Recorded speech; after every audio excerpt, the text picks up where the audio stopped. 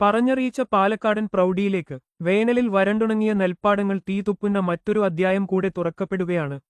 അതെ, ഏപ്രിൽ 10-നാണ് കരിമരുന്നിന്റെ തറവാട് എന്നറിയപ്പെടുന്ന കാവശ്ശേരി പൂരം. എല്ലാ പൂരങ്ങൾക്കും വെടിക്കെട്ടുണ്ടാവും. എന്നാൽ വെടിക്കെട്ടുകൊണ്ട് തന്നെ പൂരമാക്കുന്ന ഒരേയൊരു നാടാണ് കാവശ്ശേരി. അത്രത്തോളം വെടിക്കെട്ടാണ് കാവശ്ശേരിയിൽ കാണാൻ കഴിയുക. കേരളത്തിൽ തന്നെ ഏറ്റവും കൂടുതൽ വെടിക്കെട്ട് നടത്തുന്നതും ഇവിടെയാണ്. ഇനി വെടിക്കെട്ടും അതിന്റെ സമയക്രമങ്ങളും നോക്കാം. ഏപ്രിൽ 5 ശനിയാഴ്ച വൈകുന്നേരം 7:30 കഴനി ദേശത്തിൻ സാമ്പിൾ വെടിക്കെട്ട്.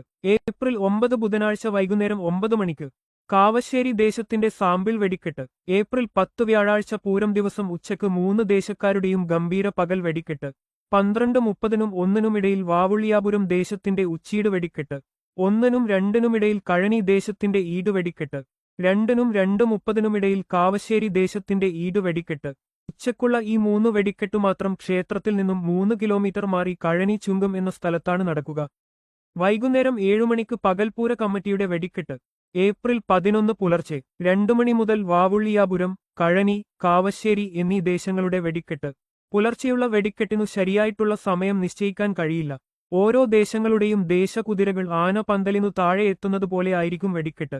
ഏകദേശം സമയം പറയുകയാണെങ്കിൽ 1-നും 2-നും ഇടയിൽ വാവുള്ളിയാപുരം ദേശം, 2-നും 3-നും ഇടയിൽ കഴനി ദേശം, 3-നും 4-നും ഇടയിൽ കാവശ്ശേരി ദേശത്തിന്റെ കമ്പം കത്തിക്കൽ, 4-നും 4:30-കുമിടയിൽ കാവശ്ശേരി ദേശത്തിന്റെ വെടിക്കെട്ടും.